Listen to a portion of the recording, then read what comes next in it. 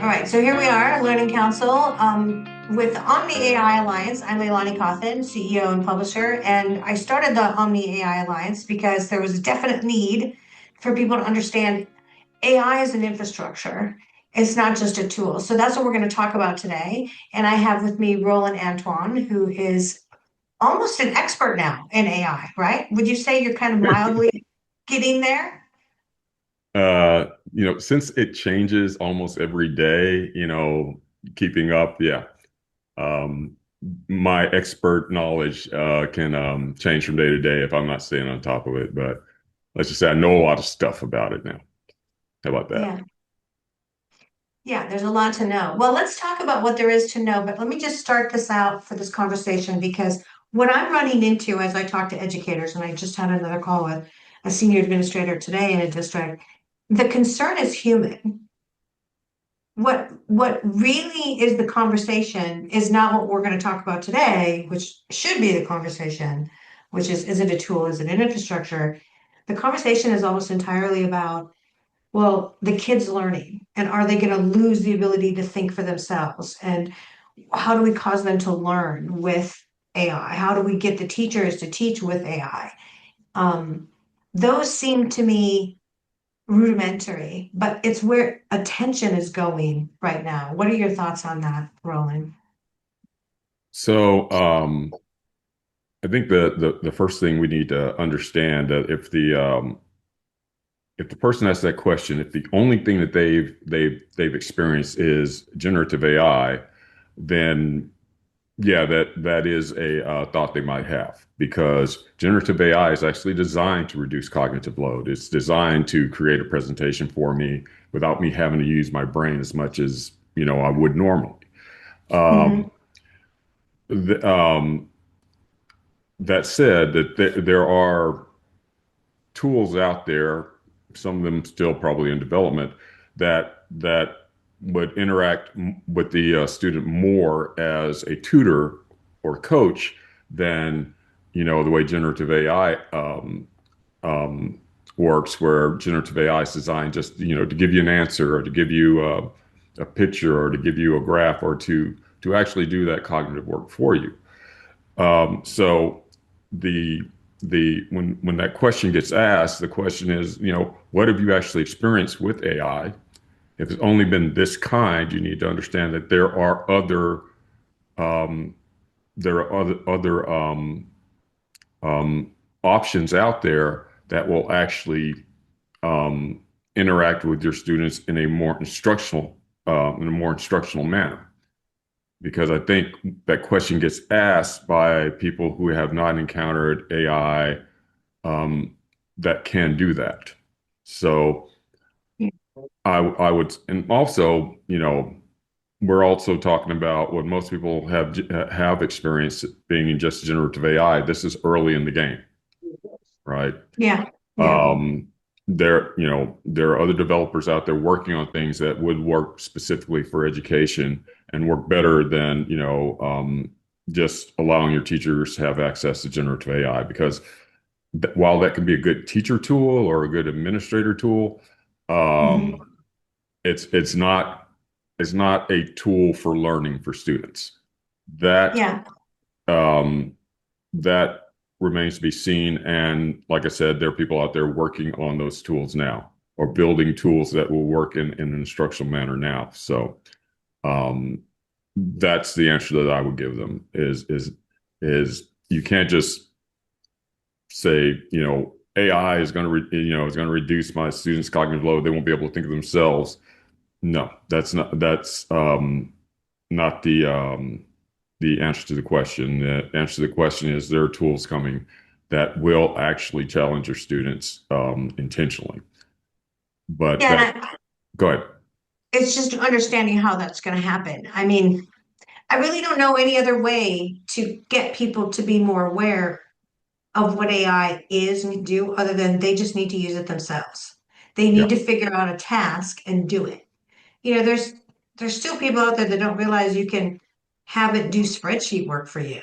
Like, here's a spreadsheet that's all messed up for columns and names and addresses, and they're all in the wrong columns by row. Could you just fix that all for me? Like, it'll just do it, right? And then the writing side and the figure this out for me. And no, I need that shorter. I need this boiled down to one page. It's too long. You know, there's just so many things that can be being done. It's not a chatbot only. Yep. And I think it's just you got to use it. It is a tool in that respect, but we're going to talk today about But infrastructure. the and this might tie into infrastructure is the range of things that can be done with AI that I'm aware of um, could address multiple functions within a school district. And so I'll let Yes. you get started. Yeah, so the question really is it just a tool? The perception right now by school leaders and teachers is it's a tool. It's a play. I have an account and it's a tool. And I just use it and I'm not really aware of risk. So they're running around saying, okay, we got to make sure teachers understand that they can't just use this willy-nilly because if they use it willy-nilly and they input students' information like their IEP data or anything else like that, it's at risk. It's not, it's like putting it in the public world. You know, a student's individual special education plan and everything about their health. This is very huge liability, right? Even if you go, okay, well, I have a closed instance, I have a paid account, that doesn't really make a huge difference. It's still a liability. In fact, it's a liability if you're using just one large language model, because all of it's getting everything from your school even if it's enclosed. You probably should be using multiple ones just to spread the risk pattern. Okay, so let's just talk about AI as infrastructure. The difference with AI as infrastructure is now you own it. So there's these huge large language models out there. Yes, but that you can capture them like you catch a fish, pull it into your net and wall it off. Okay. Now you make it do things. You connect it to your student information systems, your learning management system. You dump all your big data piles in there of all your spreadsheet work. Now it's like a multifaceted library answering for you. It's your data. It's a small language model plus the large language model. And that makes a world of difference in actually how you can have it be secured and trusting it because it's been modified to filter this stuff and all those other things. That is AI becoming the mind of the entire institution, maybe shared amongst multiple schools. That's a new concept, right? Do you have any questions or things that you want to say about this, Rolla? Because this concept of a mind of an enterprise is wild in and of itself. Actually, it's not. It's not. Okay. If you have if your district uses Oracle applications, that's probably the best example. Then speaking as an IT person, former IT person, Oracle Mhm. database is its own type of database that feeds a ton of different applications um, within an Oracle instance. Generally, they're financial applications, but everything from um, from ERP functions to general finance functions to connecting to the bank and actually sending paychecks to people, all can be covered by that Oracle instance, right? Mhm. So if we think in those terms, then the idea of AI as infrastructure, meaning that you have um, you have a situation where you maybe have a single, memory database, a single vector database, a single LLM that is running for, general reference and actually understanding input. Um, Alongside that can be many different interfaces, as well as, if you're talking about an agentic system, agents that do functions, all right? Right. So without replicating that information over and over and over again, especially if you have, um, you know, one of the situations that, I would run into constantly when I was, working with the IT department is, you know, teachers may have uploaded students on their own to this free application that they're using. Mhm. So Oh, that yeah. information got replicated out somewhere, Generally, people are not looking at the end user's license agreement or where something is hosted, right? Because Yeah. generally, education enterprise platforms are hosted within the continental United States because of rules the district may have, or just for security purposes, you don't want it, hosted in Russia, right? So, so the idea of actually having a single instance that supports AI functioning um, better addresses things that people generally think about after the fact, like first of all, if you have when you talk about AI governance, right? If it's a system that could where people can actually create agents, and that's Hmm. actually very easy to do now. There are several tools out there, free tools out there that you can go and create an agent to do something like go from searching for your best deal on airline tickets all the way through the purchase part, right? Hmm. So, um, if I'm using like a freemium, agent platform, I can do it. I can do a lot of stuff once I give it permission to the environment that I'm working with. So, if Yeah. I And gave that's it the key. yeah.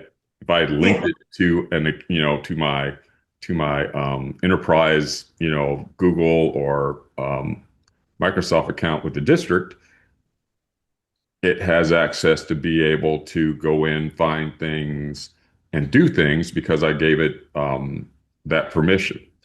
As a matter of fact, I was um,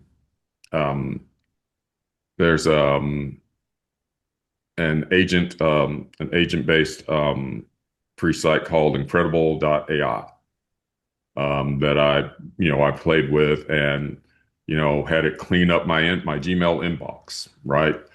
I gave it Hmm. permission to go into my personal Gmail to do that. Well, if I gave it permission to go into a district Gmail and somehow that got hacked, then people have a way to access the district domain without because I gave them permission to do it.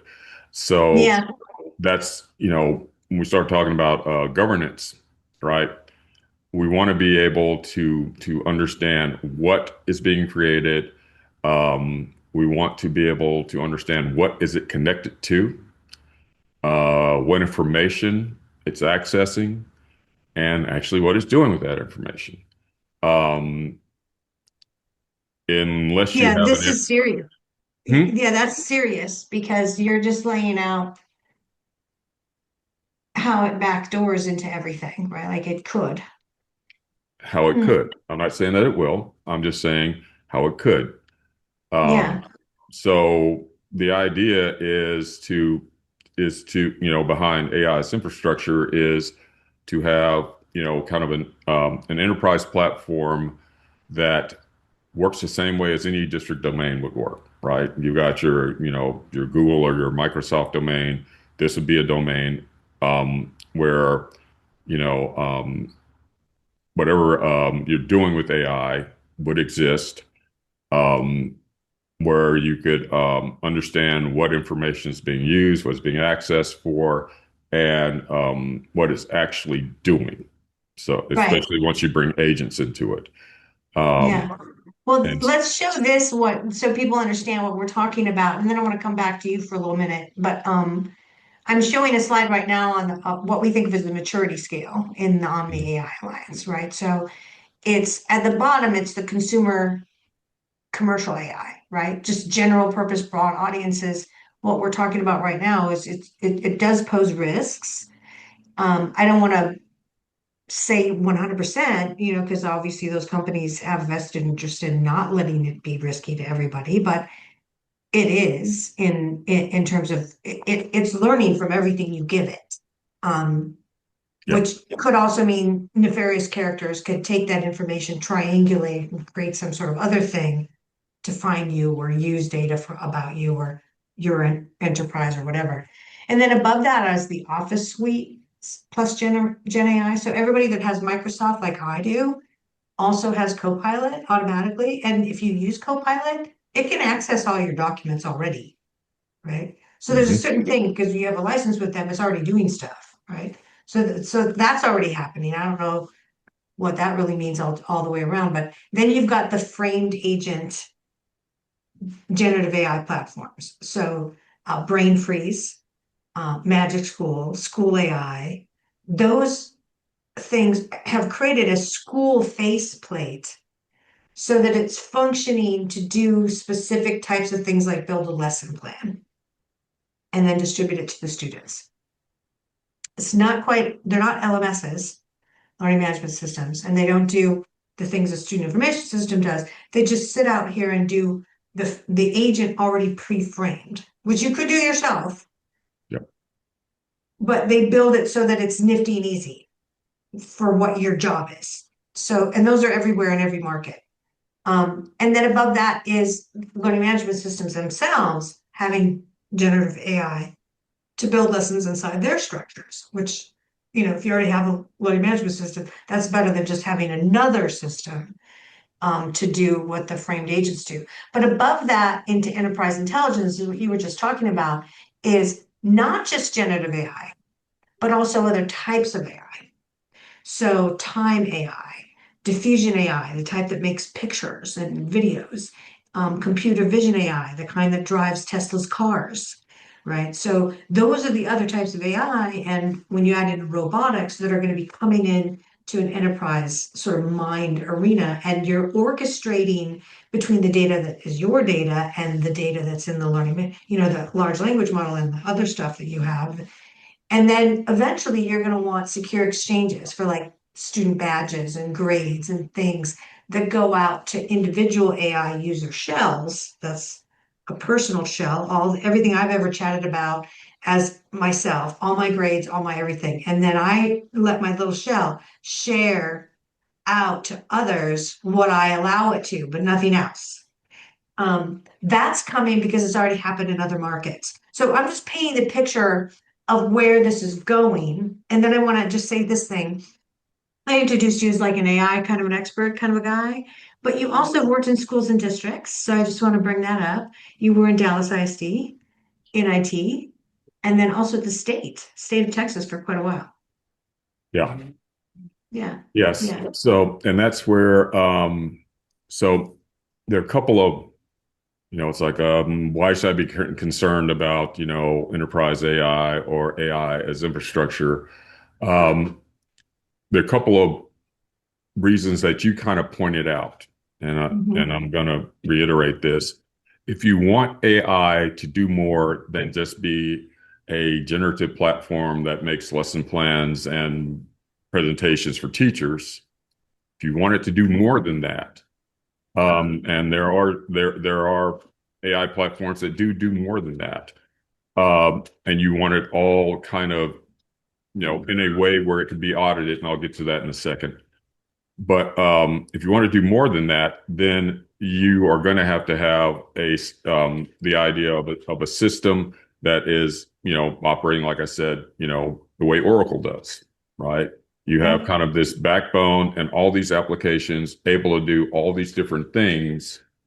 And when we talk about AI, we might be talking about agents that are able to not only carry out certain functions like scheduling buses, which is something that I know for a fact is challenging for humans, right?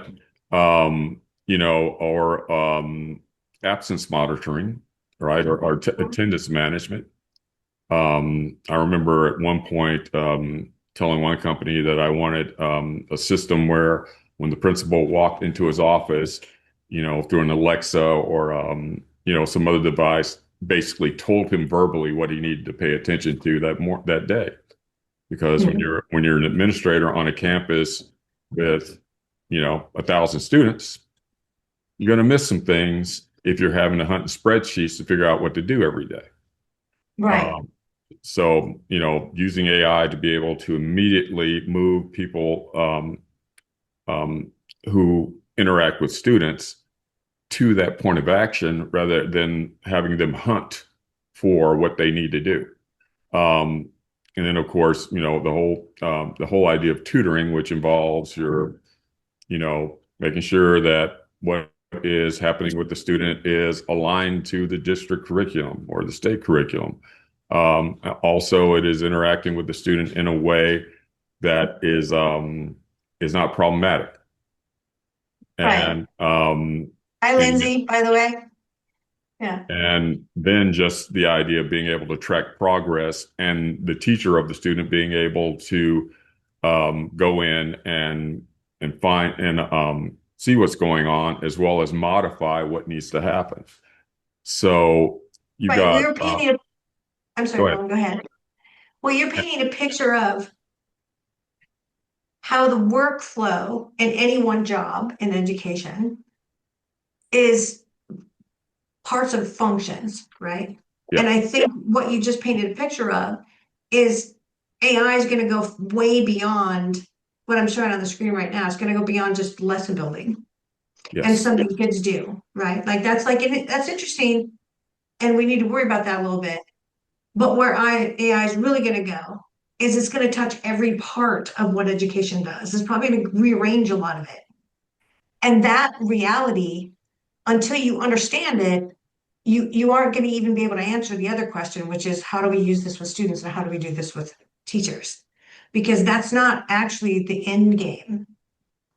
No. The end game is, wow, this student needs a particular thing over here. I'm going to rearrange this staffing, this busing, this schedule, this thing over here, and then I'm going to execute to this, to the one, right? That's the level of AI, right?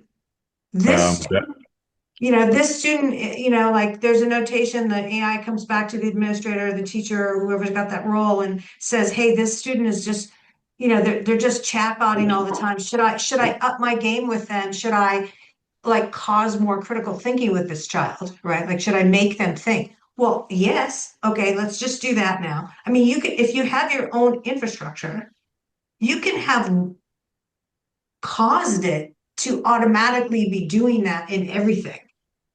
The commercial ChatGPT, these other kinds of systems, those LLMs, they're not coded do at that. the root level to cause critical thinking, right? Until you wrap it in and you make it an infrastructure, you're at the mercy of that predetermined logic, right? But when you pull it in, you can actually issue that core logic down at the bottom level of how the AI operates. So it is always doing that with students. Yes. Yes. That's a different type of coded interface than what we have seen with generative AI systems. They Yeah, just don't do that. yeah, That's an agent-based interface where you might have something that says, what do you want to learn today? You give it something, and then it generates, an interaction that basically teaches you that, but not giving you answers to things, but you know, presenting the concept, then giving you maybe some work to do to see if you've gotten the concept, and right, then actually responding to what you do by either giving you something that is more complex or going back over what you didn't get right. right. Uh, Yeah, can hold that thought right there. Lindsay, do you have time to come on mic for a second? I know you're a Missouri ELA leader, yeah, up in Missouri.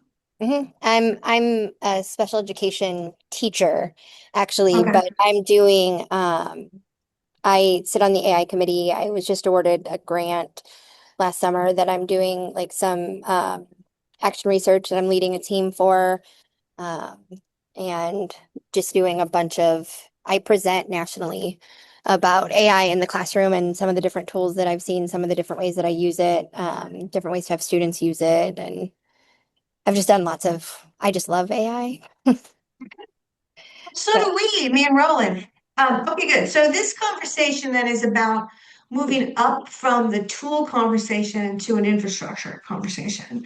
yeah, And one of the things that might enter your mind at the teaching and learning level is how do you cause the minds of the students to start thinking with AI digging into multiple pots or AI being multiple types, because diffusion AI is the kind that makes pictures.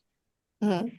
And it's a different thing than agentic AI or generative AI, which is the large language model. So there's a lot of different AIs. One's coming soon called sentiment AI. It's already used in the consumer markets, right? So the student mind thinks with a chatbot, right? But obviously, from a teaching that mind to differentiate function and be able to sort of maybe do that function themselves is the teaching them of the different pots. So Mhm. that's what Roland and I have been talking about until you join. What are your thoughts on that?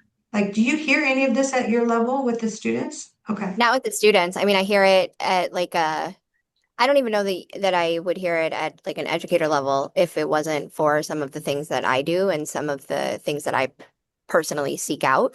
Okay.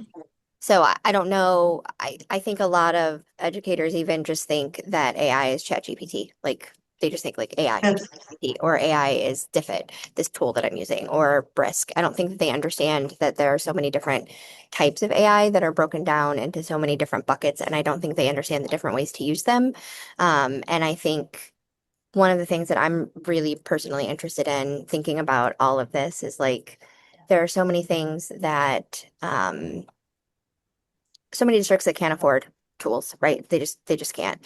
And yeah. so think about that, but there are so many things that are already out there, or there are so many things that have the capability to do things that can be life-changing for educators and thereby life-changing for students. Um, Yeah. but people don't know how to interact with it, don't understand that there are different forms of AI that there are. So I think as kind of a society and an educational society, we are somewhat behind the times in what we should be teaching educators and what we should be then teaching students to understand and how to utilize and how to interact with these tools. And I'm a very firm believer. I'm a special education teacher. I'm a very firm believer that pencil to paper is still very important.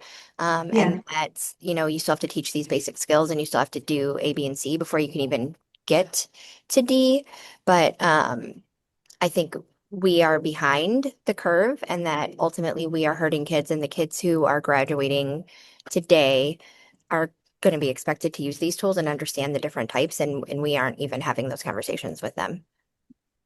Yeah, we're having moral conversations about it, and we're doing. Let me see if I can bring this up. I'll come back to this one. We're talking literacy with them, Mhm. not fluency. Yeah. And literacy is how to use what not to do. It's almost like a victim view, Hmm. right? I may be over characterizing it that way, but it's like what not to do because it's risky and blah blah blah blah blah. And that puts you already on your heels as Hmm. a student and as a teacher, right? This is And what, yeah, go sorry, go ahead. ahead. Love to say, This and is go ahead.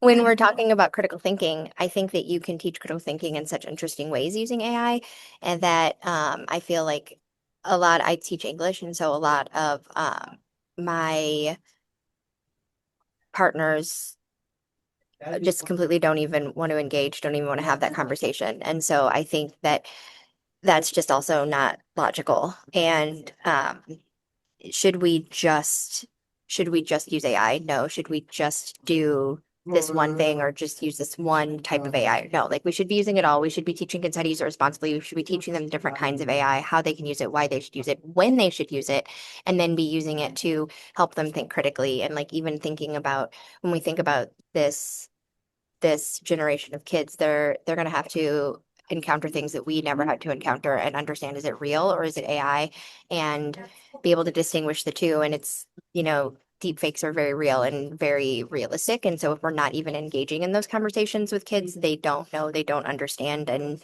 that is why we see kids who are engaging with these things and taking their lives and doing things that we are seeing that are incredibly detrimental and harmful Yeah.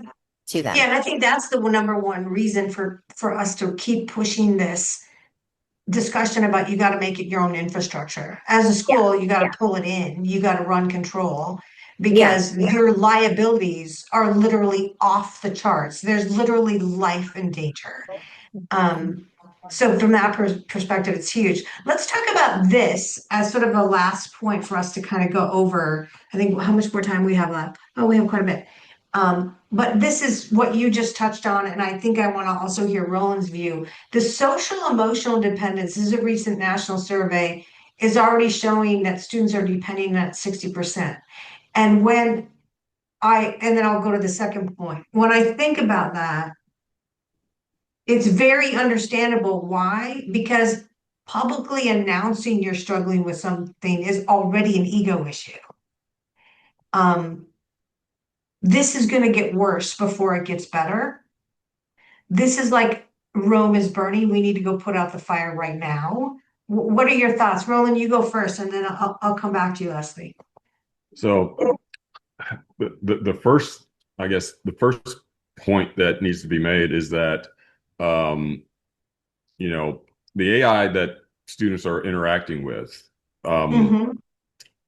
was not designed for them. Okay. Um, Mm-hmm. you know, it was not designed for education, and it was designed for whatever the developers were thinking they were, whoever they were designing for. So the fact that, you know, kids get a hold of it and start going in directions that maybe they shouldn't go, part of the problem is it wasn't designed for them. We can the whole idea of creating education specific AI would be to design it in a way to where you know, there are guardrails against becoming dependent on it as some type of counselor. Um, and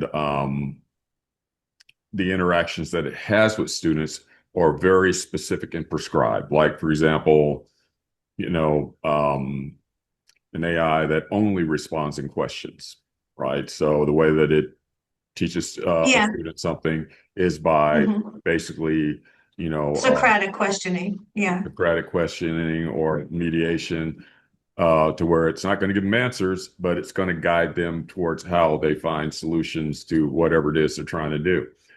Right. Uh, Yeah, but um, you're right, because what you're saying is something now we can't get around.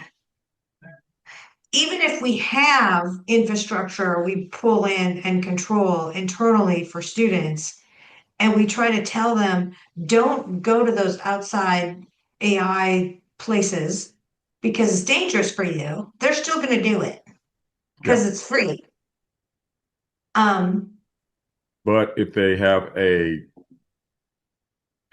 contrasting interaction with AI, in other words, using the AI that's designed specifically to help them learn, they'll know that there's something different out there and that this is not just the only thing that's out there. Um, right. now, just a couple of hours ago, I actually saw an interface for a learning specific agent-based AI. I can't talk about it any more than that, but that, you know, there is a It's company cool. building it, and it does exist or will exist in the next couple of weeks. But there are tools out there specifically designed for learning that use AI, and they're getting overshadowed by the, you know, the big three or four.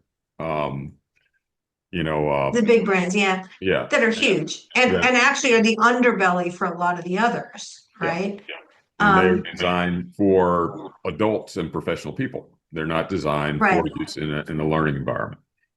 Um, Exactly. So that's like a whole nother hump we got to get over. But okay, so it yeah. looks like maybe Lindsay, is it Lindsay? Did you step away? Oh, you want to comment on this too? This whole social emotional dependence to runaway train? I mean, again, just kind of like what I was saying, like I feel like yes, kids are using it and they are utilizing it, but they don't necessarily understand what they're using or how to use it. And so I think it's very easy to go to ChatGPT. It's very easy when you're lonely or you feel lost or you feel confused. But then when you actually look at some of the conversations that these large language models are having with kids, they're kind of scary. honestly. And Yeah. so kids also need to understand that like this isn't a human, this isn't your friend. This is a Yeah. tool. And so Right.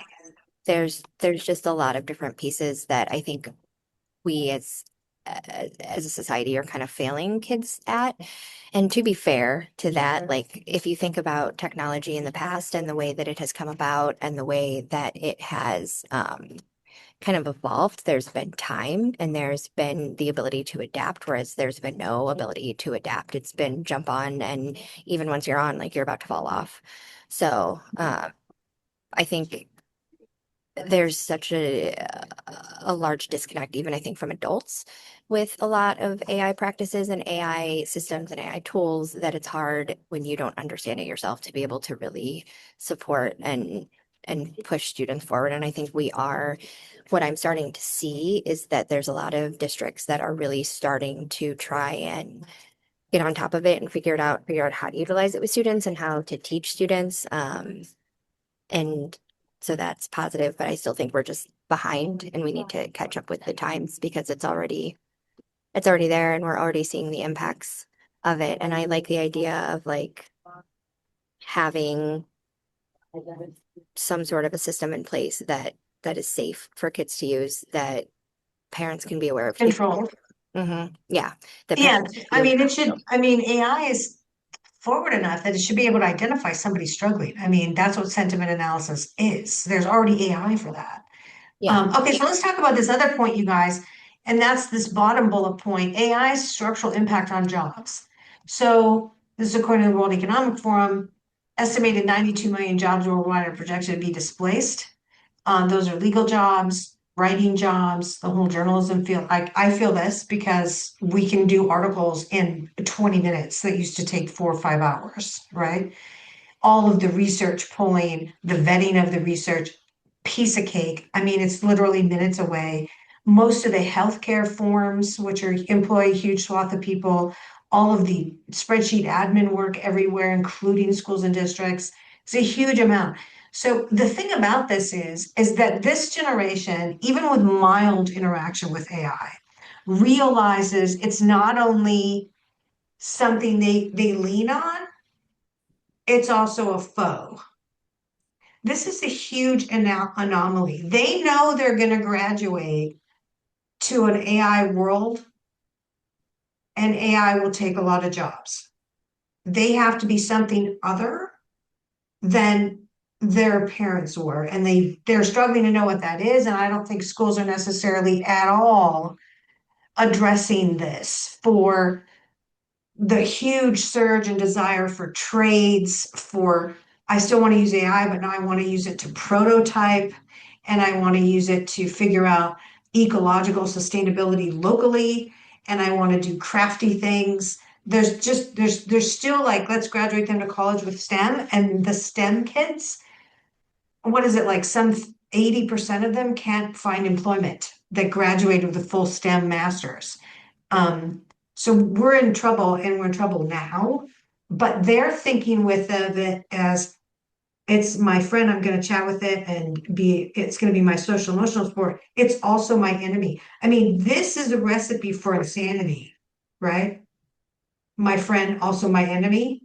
Wow. I mean, we've never dealt with that with any technology as a humanity. And I think that the repercussions of it are off the charts. So you guys both look sobered by this. Should I back off on the hugeness of this? No. Lindsay, what do you think?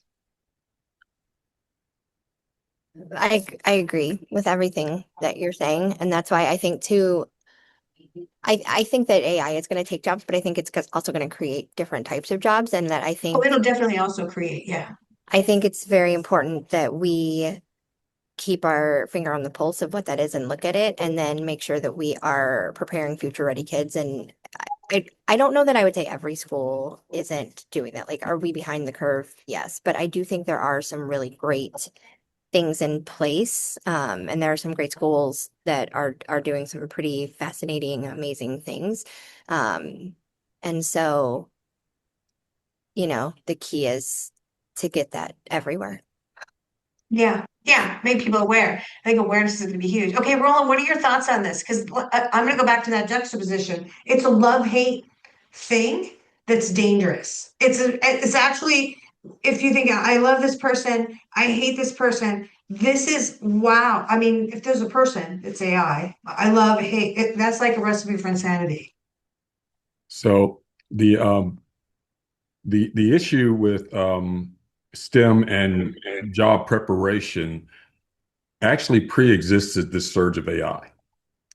Yeah, I agree. There was always kind of a lag. I remember when I was working for Dallas ISD, there was we had a computer tech program at one school, which was basically about repairing computers. Mhm. And I remember bringing up the fact that nobody does that anymore. Basically, it's just replacement, because the way things are built, you can't really repair them. So and this was actually a, community college pathway that they had where they were actually training people to repair computers. Crazy. Yeah. And that was like, oh, 5 or 6 years ago. So Yeah. this kind of inconsistency of where job preparation is and where the actual jobs are has been an issue prior to the AI situation. Um, so basically, you're going to have um, two directions this goes, right? You're going to have jobs where people who can leverage AI will excel. And then you're going to have jobs that are very specific or that were specifically created by the change in technology. So AI is going to take away some jobs, but it will add some jobs too. Yes. And those jobs we really don't have a good handle on yet, but you know, you can kind of imagine what they would be. I mean, like even just jobs in training AI are out there right now. And Yeah, that and would, those will probably never go away because new people get born. yeah. And so, it's an adjustment that we've been faced with, I guess, almost throughout, the history of education, trying to prepare people for work, right? Right. And so, but the only way to really kind of get a handle on it is for agencies and local education agencies, state education agencies, because the other thing is that if the state doesn't produce a curriculum or standards for it, people don't know it exists. Right. Um, I can tell you, It's sort of top, it has to be top down, is what you're saying. I don't yeah. see anybody doing that yet. I mean, the feds are trying to, but it's more like, let's have a contest and here's a grant. When But that's not, let's do this way. I don't think they want to write policy, and I don't see states really writing policy either. when we restructured the computer science program in Dallas ISD and started actually teaching computer science in elementary or the beginnings of it, Mhm. right? Um, there were no standards for it, so we had to align it to either math standards or ELA standards. Mhm. You don't actually hit standards until you hit like the standard computer science classes in high school. So, and especially, and even for robotics, there was just no standards for that. So we had to link them to whatever standards we could find so that the course actually has standards associated with it, even though we had a curriculum that that was very specific and focused on those technologies. Um, and like you said, the state didn't have standards that we could use to align that to. Um, Right. even though those were things that were very important for students to learn, go beyond, computer literacy to actually being able to understand computational thinking and things of that nature, no standards for that. So it may Yeah. take, districts to to decide to innovate on their own. If they're going to Yeah. actually address, AI as a, as a job skill. Um, I remember when I was a TA actually asking a person that was over uh, career tech. I said, why don't we have standards associated with, with space, right? Because, Texas, we have two launch sites, both for Blue Origin and for SpaceX, and they do have jobs on those sites, right? They are looking for people to do things in those industries, and Yeah, physicists and engineers and all that. Yeah. we don't have anything that's pushing kids towards, a job in the space industry. So, I think there's always going to be a lag, and there's always going to be kind of a catch up to it. But I think maybe we as educators need to be a little bit more aggressive about it. Insofar as Yeah. if we see something crop up, it's like, okay, how do we prepare kids for that? So, Right. Well, I think we're going to be wrapping up. I want to say, just to tag on to what you just said, and also you, Lindsay, I think that we got to do something about it, phase. And it comes down to, and this slide I just put up is about our Omni-AI Alliance National Gathering. That's one of the main pages on the Learning Council's website under the Omni-AI Alliance tab. And there's a bunch of other sub pages, but we'll be in Miami November 8th to 10th. But just to tag on again to what you were just saying, I think what we have to do is do something about it. We have to observe that I think the number one thing, the most missingest thing, I just made up a word there, Lindsay, don't give me an F, right? A missingest, is that a word? The missingest thing is that we have an insular mindset. Educators in institutions operate as these sprawling entities, and they don't look in the outside world that much. They buy things, they focus on their job and how their structure is, and they like nifty trends, but they're not trying to sync with the outside world unless there's a lot of pressure on them to do that, which came along with the STEM change, right? That was what, 25, 30 years ago. We used to be computer education only. And I think people still do computer education courses, right? Which yeah, is treating computers like they're like this sideshow. Like, really? Well, I'm holding one right here, right? So it's crazy. But that's the number one missingest thing. It's the out of syncness. So I think one of the things that the Omni-AI Alliance is doing, we're talking about infrastructure, we're way ahead of the game, where we're talking about where it's all going and why and what needs to happen, and blah, blah, blah, blah, blah. But one of the things we have to do as a group is we also have to point out that you're non-survival, you're dropping achievement, you're losing kids to every alternative known to mankind, every other reason is really because you're not in sync. You're living in the past, right? You're over here, and we need to rapidly retool you and sync you up. It's not a slow thing. It needs to just happen like a fire. And that probably needs to be one of the roles of the AI Alliance is just actually go, hey, let's start a fire over there.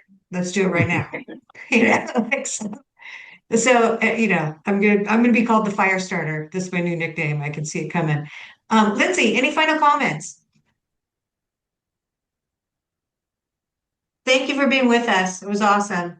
I'm sure Sorry, you'll I'm join us like again. hopping in and out. So Thank you for being with us. Roland, thank you again very much. Any final comments? I'm just going to say a word, governance, that we can cover at some later date, but that's something that every school administrator or IT person needs to start thinking about, because the more it gets used, the more it may be audited. Yes. And a liability. Awesome. Awesome word, governance. All right. Well, thank you guys very much. I'm going to sign off now, over and under, and go back and we'll do another one of these in a couple of weeks. And thanks for joining, and keep learning, keep listening. All right. Bye for now.